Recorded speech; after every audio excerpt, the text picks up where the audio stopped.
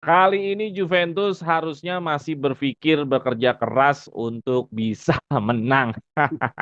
Ya, untuk menang aja kayaknya harus benar-benar gimana ya?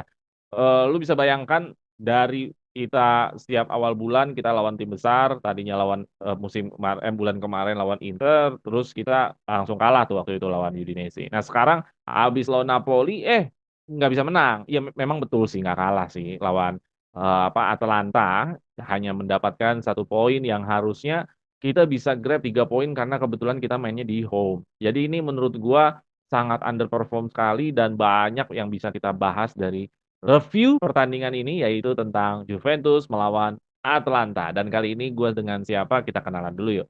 Oke, yang pakai kacamata dulu dengan siapa?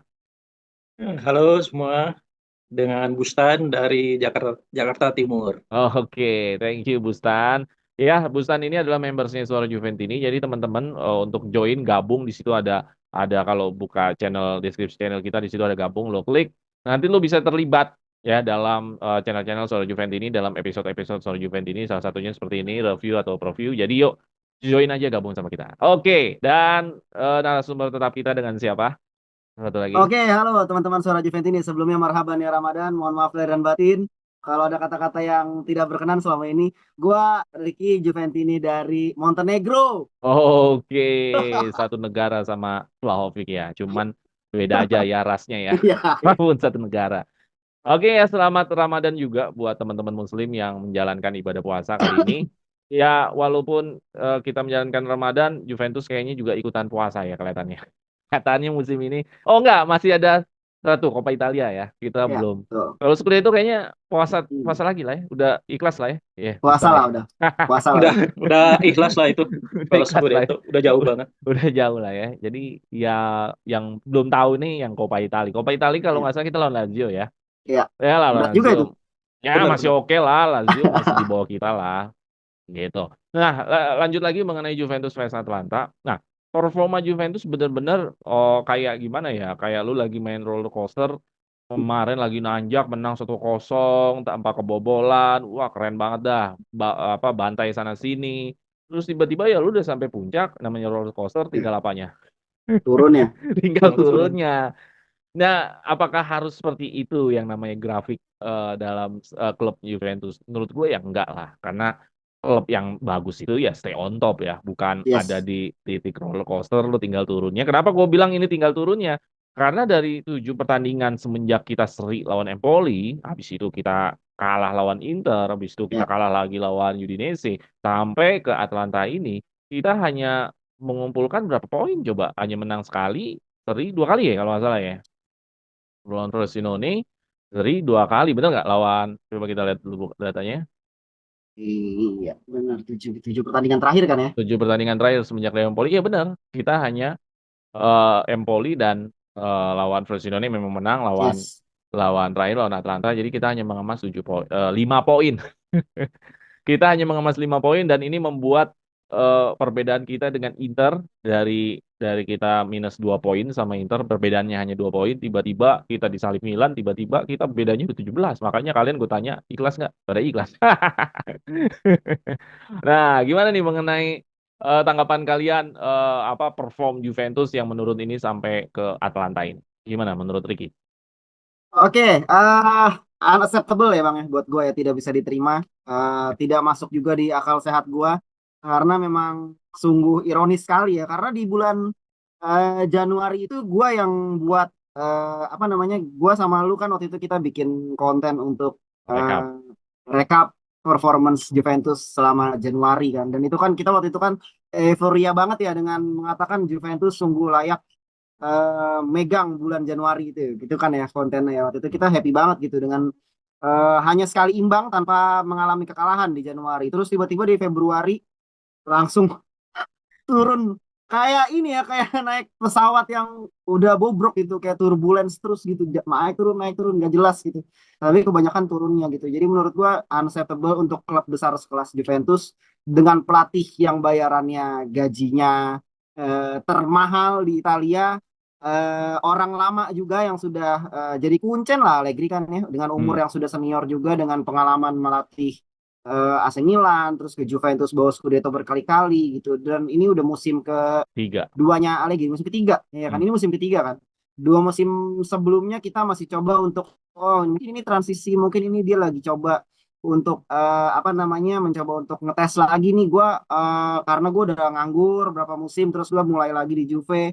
Jadi kayaknya kalau untuk musim ketiga menurut gue sudah tidak bisa diterima lagi sih bang, karena sudah unacceptable banget sih buat gue bang. Jadi untuk klub sekelas Juventus dengan performa yang masih tidak jelas sejauh ini, ketolong kita masih ada satu piala yang masih kita perjuangkan. Nggak tahu kalau nanti amit-amit piala itu ternyata terhempas juga, apa yang akan Internya kan udah manajemen. kalah, Internya udah kalah, Internya Iya, nggak ada. makanya kita Waktu itu kan ada kita di final Coppa Italia yang musim keberapa tuh kan kalahnya sama Inter. iya, kita kalah di semifinal sama Inter kan Hmm. buat itu. Jadi menurut gua ada beberapa hokinya Juventus yang mungkin di Copa ya, yang mungkin di Copa ke bawah, terus beberapa hoki yang udah kita habisin mungkin di bulan Januari. Jadi mungkin saat ini hoki kita udah nggak ada, udah habis gitu ya menurut gua, sudah terlalu terlalu moncer di Januari gitu. Mungkin ya nggak tahu deh gua nggak bisa banyak berkata apa-apa untuk Juventus di bulan Februari yang memang hancur berkeping-keping menurut gua ya. Gue pikir di bulan Maret ini akan sembuh, tapi ternyata ya tidak ada perubahan yang berarti ya bang. Formasi tetap itu aja, Iya, pemain iya. cara bermain tetap itu aja gitu. Semalam itu ada angin segar di awal-awal pertandingan, mulai bermain menyerang dan lain-lain, tapi ternyata malah tidak bisa membawa hasil poin penuh juga gitu. Jadi gua sangat-sangat kecewa lah dengan Juventus bang di bulan Februari menuju Maret ini. Gitu sih. Oke, di bulan Maret lah, udah Februari Ya udah, di bulan udah Maret lah. clear. Yes. Oke, Bustan gimana? Performnya turun, ya kebobolannya juga banyak, hampir setiap pertandingan tuh kebobolan. Di mana Juventus sebelumnya, sebelum mengalami turbulensi ini, kalau kata Ricky tadi, sebelum mengalami downhill-nya roller coaster ini, justru Juventus jarang kebobolan ya, sering clean sheet. Ya. Tapi anehnya defense-nya Juventus wah, berantakan banget tuh. Gimana menurut lo? Iya benar.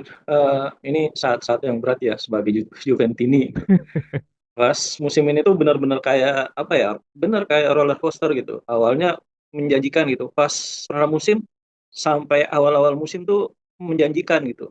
Permainannya bagus, menyerang. Ini kayak bukan Allegri banget selama 2 musim awal yang Allegri kemarin gitu. Ini beda. Tapi kemudian abis itu permainannya turun, tapi masih bisa menang dengan mengandalkan set piece, bola mati itu wah, bagus banget gitu. Dan rekor kebobolannya pun pertahanannya sangat solid gitu kan.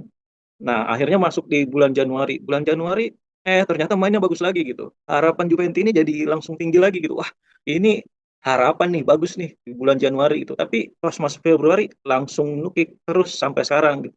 Dan akhirnya 7 match beruntun, 7 match ini terakhir, aduh, cuman 5 poin aja gitu kan. Cuman 1 kali menang. Ini ada apa sebetulnya? Kalau saya lihat sih, ini nggak tahu ya, tiba-tiba defense-nya itu langsung bobrok banget gitu. Kemarin tuh lawan Atalanta sebetulnya nggak terlalu banyak nyerang sih, nggak terlalu banyak peluang, tapi hanya beberapa peluang itu langsung gol gitu. Langsung kebuka pertahanannya, nggak seperti biasanya di awal-awal musim itu pertahanan Juve itu sangat rapat gitu. Tapi nggak tahu kenapa akhir-akhir ini pertahanannya jadi jelek banget. Dan yang kedua mungkin yang perlu di highlight itu pas awal-awal itu Juve sangat kuat di bola set piece. Itu seringkali kita bisa ngegolin kalau misalnya kita buntu, kita masih bisa ngegolin lewat set piece. Tapi kenapa akhir-akhir ini jadi sangat jelek banget gitu. Termasuk kemarin tuh free kick itu aduh, itu parah banget, itu nggak ada yang kayak nggak ada nembus yang ya, bisa ngambil gitu ya. nggak ada yang gol ya. Nggak ada yang gol tuh, tendangannya kemana-mana. Jadi ya saat ini berat banget itu Iya. Ya sebagai betul, tim. free kick salah satu opsi untuk mencetak gol, tapi Juventus nggak bisa maksimalkan. Padahal titik-titiknya itu titik-titik yang sangat, yang kayak titiknya kemarin Milik lakukan tuh yang di babak pertama kan, itu kan sebenarnya kalau yang nendang Pirlo atau Del Piero atau yang paling terakhir siapa lah, Pjanic lah ya, yang Ya, era-era paling terakhir, ya mungkin 80% Dybala lah, 75% Dybala. gol. Pjanic, Dybala, Ya. bener.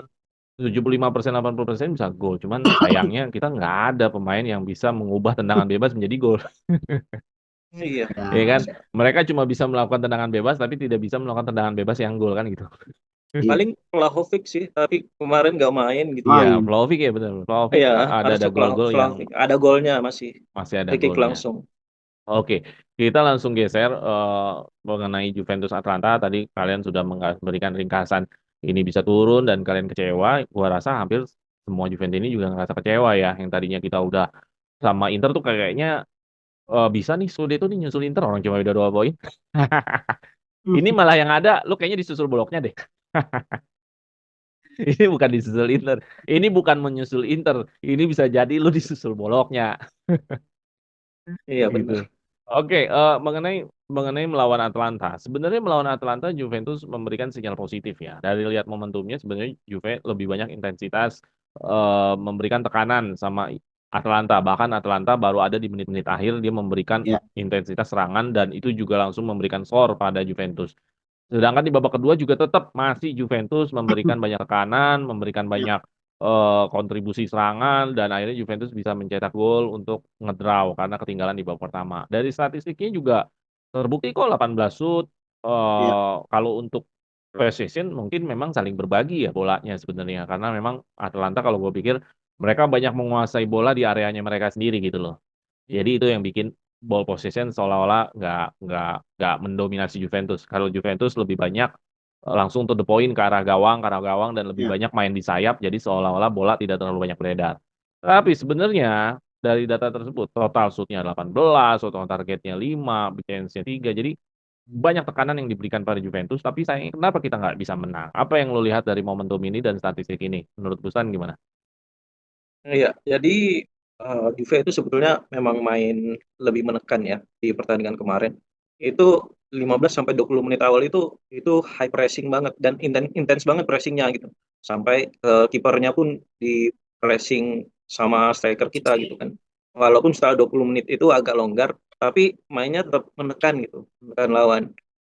Kemarin itu saya lihat kita bisa bawa bola gitu kan sampai sepertiga lapangan. Tapi pas final third-nya itu kebanyakan bingung gitu. Ini mau diapain lagi sih bolanya? Hmm. Akhirnya banyak syuting-syuting spekulatif itu yang syutingnya juga jelek gitu kan. Ini latihannya gimana sebetulnya latihan syutingnya gitu. Selain yang emang kita nggak bisa maksimalin set piece dan free kick yang jelek itu, kita juga suka bingung gitu di final third mau ngapain gitu. Dan selain itu juga memang pertahanannya bocor banget gitu. Cuman Ya, berapa ya, ya. serangan dari Atalanta tapi bisa ngebobol gitu kan, ngebobol 2 kali. Itu kayak gampang banget gitu tembus pertahanannya Juve gitu. Ya, oke, oke. Ya, jadi berarti masih dengan masalah yang mungkin kemarin gua pernah di review atau review sebelumnya, yaitu kebingungan di final third ya. Final third itu berarti area Iya. kotak penalti ya. Benar-benar. Oke.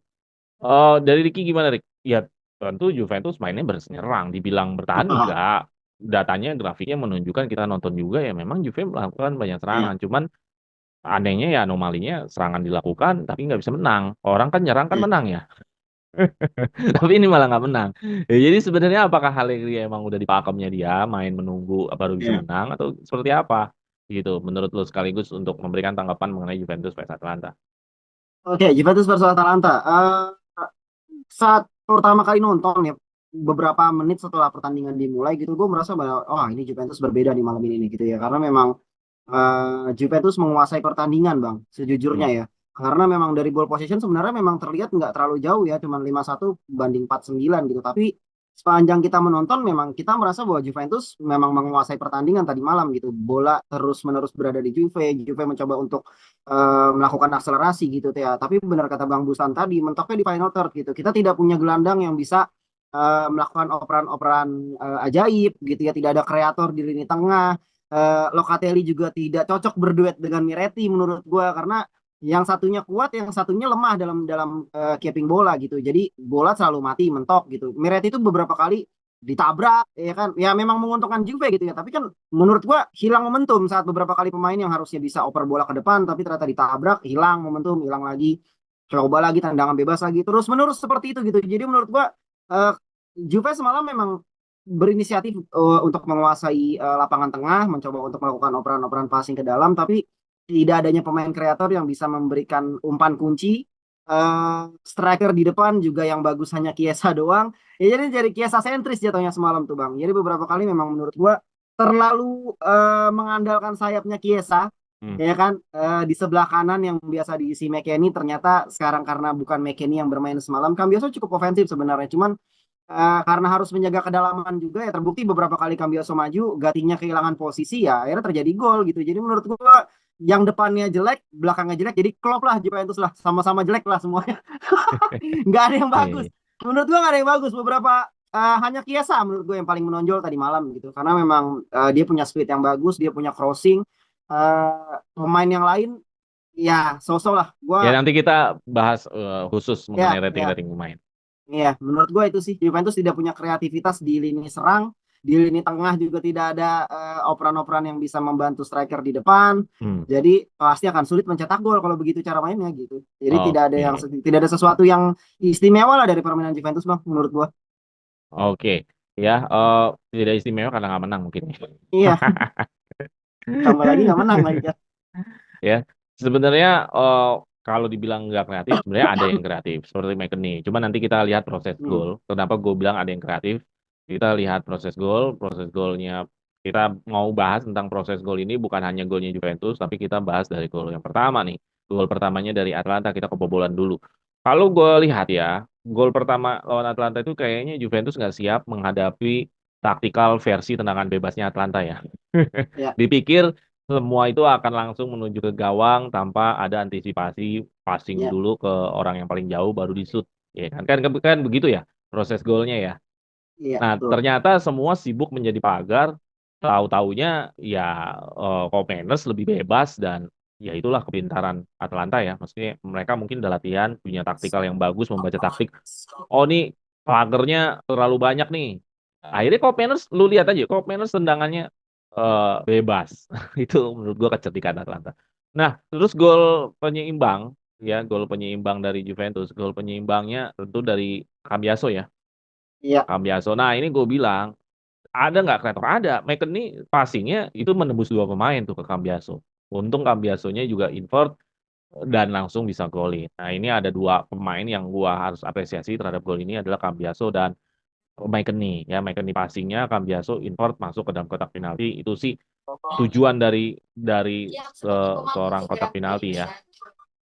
Nah, terus habis itu skor 1-1 iya. keadaan Milik-milik. dari Milik ya. Milik Milik itu hasil dari apa namanya headingan ditahan crossing ya. dada ya.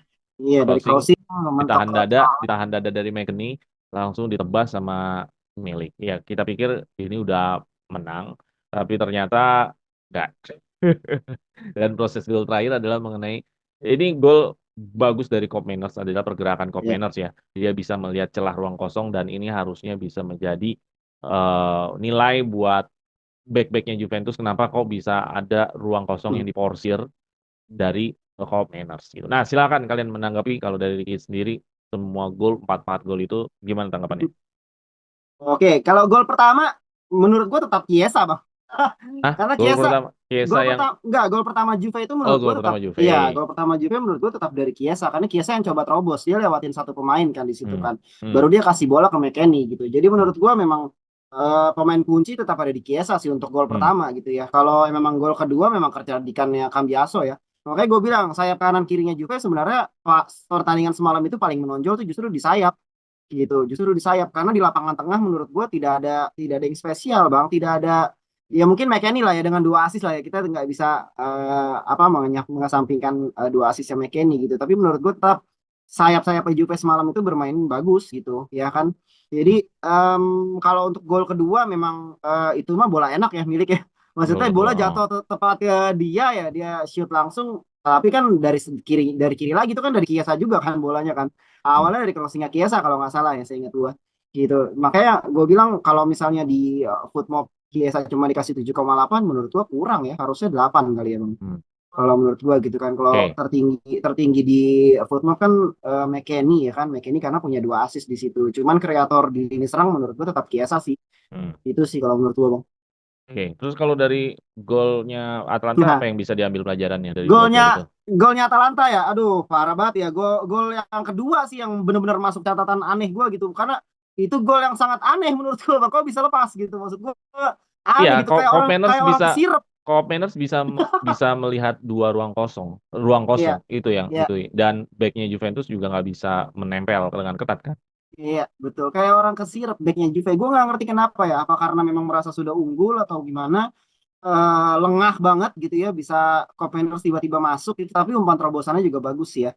Maksudnya memang di situ memang kelemahan lini belakang terlihat jelas sih Bang gitu. Karena memang kuncinya di 3 back kan adalah harus kompak banget kan di lini belakang yang 3 orang itu kan.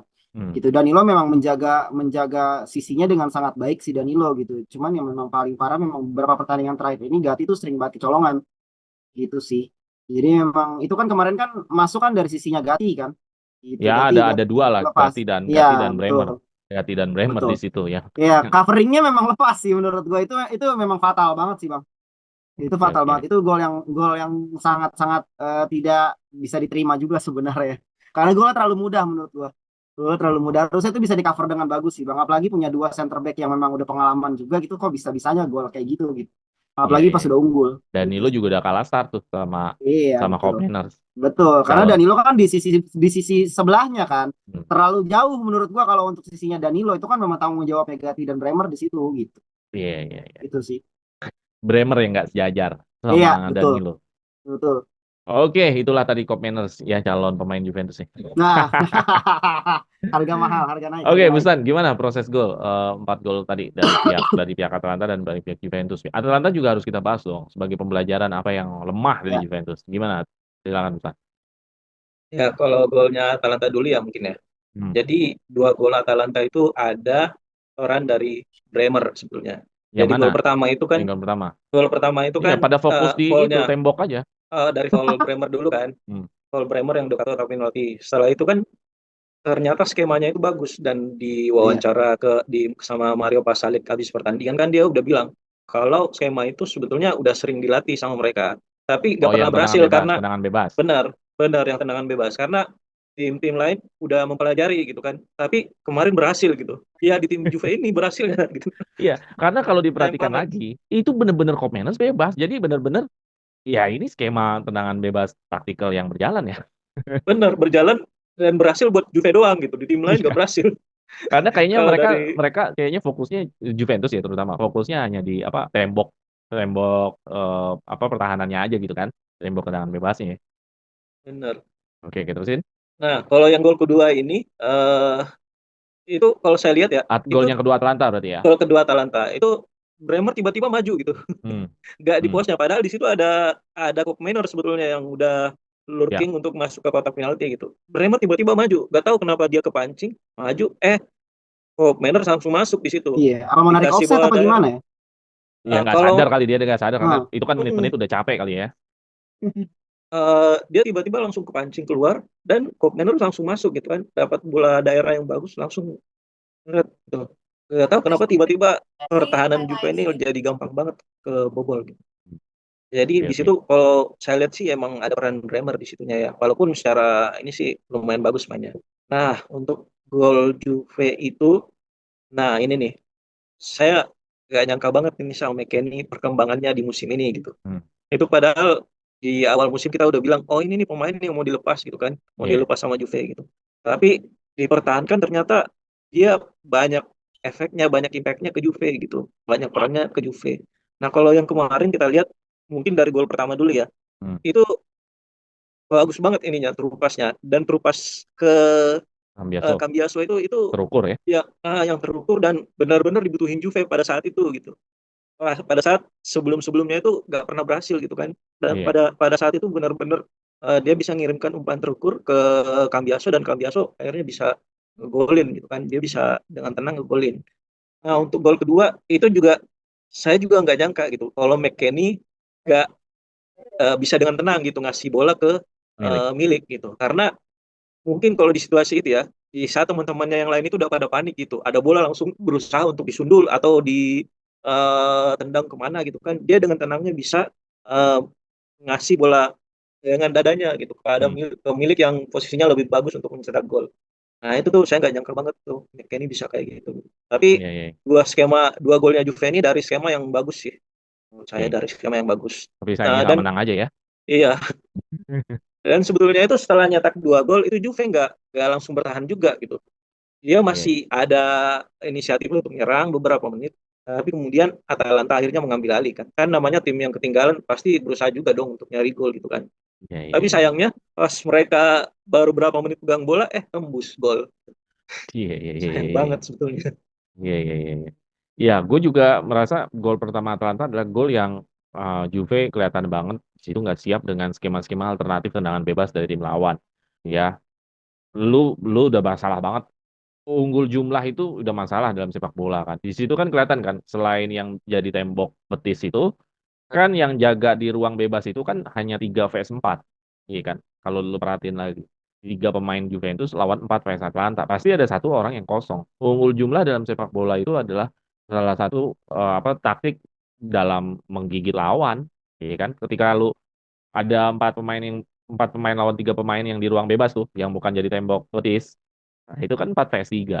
Ya udah pasti Kopenhagen akan kosong. Kalau yang kedua golnya kedua Atlanta ya jelas ya itu masalahnya dari garis pertahanannya dari Bremer dan Danilo dan Gatti yang kayaknya mereka udah capek kali ya menit segitu. Udah gak fokus.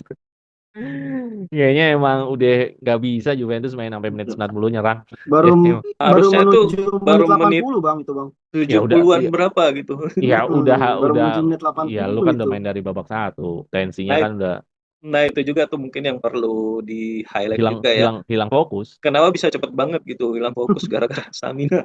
hilang Baru fokus. baru main pressing dikit udah babak kedua udah capek gitu. Iya, Aduh ya. ini perlu dievaluasi juga nih. Kalau capek tenaga enggak, capek capek itu kan memperlambat kinerja otak kan. Hilang fokusnya gitu loh. Mungkin kalau capek tenaga mereka udah biasa terlari, tapi capek hilang fokusnya ini Iya, loh yang menggeruskan. fokusnya. Fokusnya Hmm. yang hilang kalau menurut gua sih. Gitu. Kalau masalah lari mungkin mereka akan bisa lari selama 2 jam. Cuman kan bukan itu kan yang Hmm. dipentingin kan. Yang dipentingkan lu tetap fokus gitu loh. Koordinasinya jelek Nah, banget di belakang. Gitu. itu juga yang perlu di drill itu Hmm. dievaluasi. Kalau gol pertama Cambiaso itu gua rasa ya memang harus plus ya. Nah, ini mengenai rating juga. Nah, kita lihat rating. Sekaligus kita ingin menilai pemain, rating Iya. rating hampir semua pemain hijau ya. Tapi yang paling tinggi adalah McKennie ya, tentu karena dua dua apa namanya dua assist, terus juga yang 8 milik, terus juga ada Iya. satu gol lagi dari Cambiaso udah hampir 8. Tapi yang merah-merah nih Locatelli, Szczęsny sama Hmm. Ealing Junior ya. Anehnya back-back Juventus rata-rata hijau ya, walaupun kebobolan 2 nih foot mob nih kayaknya ngitungnya per ini aja nih. Kalau Iya. passing berhasil kehitung gitu ya. Terus kalau untuk Iya. pemain pengganti rata-rata hampir nggak terlalu berbuat banyak ya. Masuknya Kean, Sandro ya, nggak terlalu berbuat banyak. Nah, Hmm. sedangkan dari pihak Atalanta, man of the match-nya dia ya jelas ya Kopenhagen ya, 8,5 ya. Nah, gimana menurut kalian mengenai rating pemain ini? Dari Ricky, ada yang mau ditanggepin dari Ya. pemain yang hijau dan yang merah nih, yang Iya. orange? Iya kan, tadi review gue di pertama kan gue belum lihat rating pemain di situ kan, tapi kan gue sudah menilai dari pertandingan yang gue tonton dan sesuai gitu bang. Hmm. Dua duet pemain di lini tengah, dua-duanya merah, bener kan? Iya. Locatelli dan Miretti gitu, dua-duanya merah, dua pemain yang memang tidak terlihat ya menurut gue di pertandingan kemarin bang, tidak ada umpan-umpan yang memanjakan sama sekali dari mereka berdua gitu, bahkan Locatelli bahkan lebih jelek daripada Miretti gitu ya. Ya Miretti memang memberikan bola-bola apa namanya bola-bola tendangan bebas banyak, Miretti, ada 3 kali Miretti dilanggar dia. di awal-awal masih ada ini, apa peluang yang dia Ya masih sundulan ada tuh peluang. yang dari crossingnya itu masih ada peluang dia. Ya betul betul. Tapi memang memang mereka berdua memang kesulitan sih bang untuk memegang lini tengah gitu. Memang hilangnya Rabiot memang berasa banget sih sekarang ya menurut gua gitu. Dan dua pemain di sayap di depan ada Chiesa dan Cambiaso. Dua-duanya nilainya hampir 8 ya kan, dan itu menurut gua memang satu poin yang memang terlihat di pertandingan kemarin karena menurut gua dua sisi sayap Juventus memegang kendali kemarin di pertandingan kemarin bang. Jadi tanpa melihat rating pun sebenarnya sudah terlihat pemain-pemain mana yang bagus dan jelek gitu. Tapi Hmm. ya pemain-pemain kayak Ealing Junior, terus uh, Miretti gitu ya. Milik juga kan dia punya angka 8 karena memang dia mencetak gol menurut gua. Walaupun di pertandingan sebenarnya nggak terlalu terlihat juga bang. Dia tidak ada umpan, punya peluang juga nggak banyak gitu ya. Jadi Hmm. menurut gua uh, pemain-pemain yang punya rating bagus memang bermain sangat bagus malam gitu ya. Terutama Chiesa, Cambiaso, terus McKennie dengan 2 assist. eh Man of the match di gua sih tetap Chiesa sih, tapi tetap Chiesa Oke. gitu. Jadi tetap Chiesa sentris. Juventus terlihat sangat mengandalkan Chiesa gitu. Kayaknya kalau pas di babak kedua tuh pas babak pertama eh, apa namanya babak pertama pergantian ke babak kedua di ruang ganti tuh udah oper Chiesa kayaknya gitu deh, Allegri deh. Kalau nggak ngomongnya kalma kalma kalma ya kan. Nah, pas tuh Chiesa pas tuh Chiesa. Karena di Iya, babak iya. kedua benar-benar Chiesa memegang kendali sih. Luar biasa sih Chiesa. Gue applause buat Chiesa sih bang. Itu aja sih. Oke, ya, Iya. walaupun lu apa namanya McKennie lagi banyak dibahas di mana-mana, tapi lu Hmm. tetap merasa Chiesa, Chiesa, Chiesa ya. Iya. Chiesa. Chiesa luar biasa semalam. Chiesa mau dijual, Rick. Wah. Wah. Gak tahu deh gue. Chiesa mau dijual. Oke, dari Bustan gimana mengenai rating-rating? Ya kalau rating sendiri sih memang kalau saya sih nggak terlalu ini ya. Kalau rating kadang rating itu nggak agak bias juga gitu dan nggak bisa menilai beberapa parameter yang emang agak susah dinilai. Contohnya tadi itu yang Bremer yang nggak bisa Hmm. ngejaga Koopmeiners yang tiba-tiba itu kan nggak masuk rating itu nggak masuk Hmm. hitungan gitu kan. Tapi itu sangat krusial sebetulnya pada untuk pertandingan ini. Nah untuk rating pemain lain sih Locatelli emang ya benar itu mainnya semalam jelek jelek banget itu. Iya. Dia mau ngoper nggak nyampe gitu kan kadang hilang bola juga. Hmm. Kalau Miretti dia masih mending lah. Apa? Dia emang Oke, terus. kalau Miretti itu kelebihannya dia emang bisa nyari posisi, bagus nyari posisi dan kemarin itu first touch-nya itu lumayan ya. Cuman memang kelemahannya Miretti itu di adu fisik dan decision making yang emang masih mantap banget tuh. Kadang harusnya perlu dioper kemana, dia malah bawa bola gitu kan. Dan yang adu fisik itu masih kurang. Kalau Chiesa ini sebetulnya mainnya bagus gitu kan. Mainnya bagus, tapi memang yang kurang itu ya golnya gitu. Chiesa ini Iya benar. kemarin kalau nggak salah ada beberapa peluang gitu kan, Banyak ya. tapi iya Hmm. lumayan banyak gitu. Ada juga yang lumayan bagus sih ininya peluangnya, tapi ya masih bisa kehalau gitu. Kurang Iya. kurang kurang pojok lah tendangannya gitu. Iya. Oke. Terus Milik McKennie nggak ada yang emang bahas milik. bagus gitu. McKennie emang bagus dengan 2 asisnya. Kalau Milik ya dengan golnya Milik sebetulnya mainnya lumayan sih tapi ya nggak bagus-bagus banget juga gitu. Free kicknya juga parah gitu. Iya, breaking yang babak pertama ya. Iya benar. Cambiaso bagus permainannya. Ealing Junior ya lumayan lah sebetulnya kalau Ealing Junior ini mainnya. Cuman memang walaupun secara defense kadang kalah Hmm. duel gitu hilang bola. Betul. Tapi kalau kita lihat sih dari yang sebelum-sebelumnya ya dia udah lebih pede gitu. Hmm. Buat dribble buat apa PD-nya itu udah nambah dari sebelum-sebelumnya. Emang Ealing ini perlu dikasih lebih banyak untuk starting eleven lah Iya, dibanding jangan dengan jangan Kostik Miretti mulu. dibanding Kostik kan Iya. kalau menurut saya masih mending Ealing Junior yang dikasih kesempatan gitu ya itu masih bisa berkembang sebetulnya ke depannya kalau Kostik aduh itu permainannya udah stuck kayak gitulah Baca ya. udah kebaca banget pergerakannya Hmm. itu udah susah gitu dan Ealing juga kalau dibilang crossing bisa juga crossing kemarin Crossing kan yang ada. yang ke McKennie kan yang golnya milik itu kan dia yang crossing gitu ke McKennie akhirnya McKennie ke milik kalau Oh soal dia crossing ya, dia yang crossing ya, iya bukan iya Chiesa ya. bukan Hmm. bukan Ealing Iya Ealing iya iya. nah kalau crossing dia bisa juga gitu jadi menurut saya ya tetap bagusan dia kalau dari dibanding Kostik gitu Hmm. Iya. nah terus untuk pemain Atalanta ya inilah udah lumayan akurat lah ya ini Koopmeiners bagus gitu dengan Ya dua emang golnya Skamaka nggak kelihatan sih. iya Hmm. Nggak Skamaka kelihatan. itu benar-benar Padahal nggak kelihatan ini padahal striker timnas Italia lawan kayak Juventus aja nggak kelihatan. iya Lawannya Juventus. yang Gimana banyak nanti kelihatan gimana eh, nanti lawan Jerman, lawan Inggris gitu. yang banyak kelihatan itu Ederson sama Iya. ini backnya Isak Hien yang dari Iya. Verona itu Isak Hien sebenarnya bagus banget itu Isak Hien cuman di sini agak kurang ya ratingnya padahal dia banyak banget motong bola bola Iya. bola serangan Juve itu. Dia lumayan dominan lah kemarin itu kelihatan Isak Hien itu Iya. sih kalau rating pemain. Itu Locatelli, apakah ada berita friksi antara Locatelli dan Chiesa itu menyebabkan Locatelli emang nggak fokus kali atau emosional mainnya? Lu percaya nggak dengan berita itu yang menyebabkan Hmm. kan ada berita yang mengatakan bahwa si Locatelli marah sama Chiesa, bilang fuck you gitu ya, Iya karena nggak dioper. karena nggak dia karena Chiesa nggak dioper sama Locatelli. Ya kalau udah sampai tekanan emosional seperti itu kan berarti kan ada tekanan pertandingan yang nggak dikuasai sama Locatelli ya. Mungkin di Iya. ruang ganti, lu harus menang. Emosi itu ke bawah, lawannya juga lagi bagus, bercampur aduk tuh emosinya, akhirnya nggak tenang dan menyebabkan Iya. rating. Lu percaya tentang berita itu nggak kira-kira kalau dari Busan dan Ricky menyebabkan Locatelli akhirnya nggak Hmm. smooth mainnya, nggak halus gitu mainnya hari ini lawan Atlanta. Lu percaya berita itu, Rick? Gue sejujurnya enggak sih. Eh, Karena sumbernya belum terlalu jelas buat gue bang. Gue harus tahu, harus baca beberapa berita dulu tentang itu baru mungkin bisa percaya sih.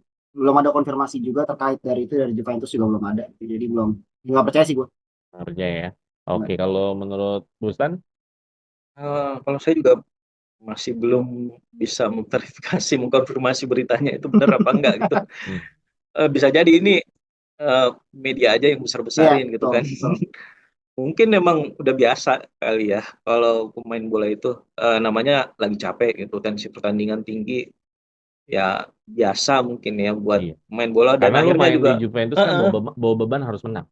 Iya, bener Berbeda lu main sama Salernitana, main sama Frosinone kan gak ada beban itu kan. bener itu udah biasa mungkin tapi dibesar-besarin lagi sama media gitu. yes. Ya udah. Ya itu loh. Jadi memang gue pikir yang harus main Juventus adalah pemain matang karena udah bawa beban itu gitu loh. Iya, Iya, Harus bawa beban itu. tapi itu maksudnya ini juga sih bagus juga sih, maksudnya ada awareness dari pemain gitu kalau ada rasa lapar dari pemain gitu untuk menunjukkan yang terbaik. Iya. Tuh, Oh iya, iya. Ya, karena kan olahraga kan harus begitu kan. Lu harus fight untuk menjadi yang terbaik. Itu kan prinsip olahraga kan begitu. bener. Kalau lu nggak ada fight untuk yang terbaik, mana namanya bukan olahraga, ya pekerjaan sehari-hari aja udah. Sebetulnya mungkin pemain gemes sama pelatih kali ya, tapi nggak berani. Iya, iya, iya, iya, iya. Bisa, bisa. Ya karena iya, posisi strukturalnya dia juga bawahan pelatih gitu kan. Iya Mau bener. dibilang bintang juga, gua nggak sebintang CR juga kan gitu.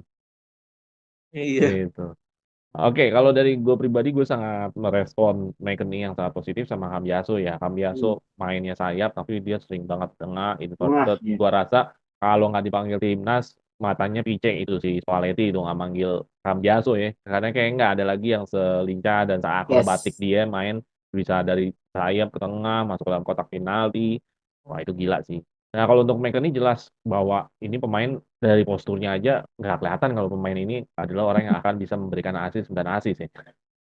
Posturnya itu nggak ideal untuk menjadi seorang gemuk ya kan. Suka makan burger. Pipinya ini cabi kan gitu. Kalau ngomongin postur, yang kelihatan kayak pemain bola justru Miretti Locatelli, bener nggak? Iya, Iya kan kalau dibanding postur, ngomongin postur nih, physically gitu loh. Tapi anehnya yang memberikan bakat itu yang keluar bakatnya justru McKennie ya. Dia berani gitu untuk memberikan passing-passing terobosan, nggak takut iya. salah, banyak yang berhasil. Jadi gue pikir McKennie layak mendapatkan apresiasi. Kayaknya dia bakal dapat kontrak panjang lah dari Juventus ya. Iya. Terutama di eranya Allegri yang kita nggak tahu nih, apakah berlanjut atau berganti. Jadi kalau berlanjut, gue pikir McKennie pasti akan diperpanjang lah. Allegri udah ngeliat McKennie adalah skuad utamanya dia sih. Gitu. Oke, Ya ada kalau tambahan lagi sebelum kita akhiri dari Ricky atau dari Gusman? ya Oh, kalau berlanjut makin tabah aja lah Juventini lah. Hah, Allegri. oh gitu mungkin apa ya?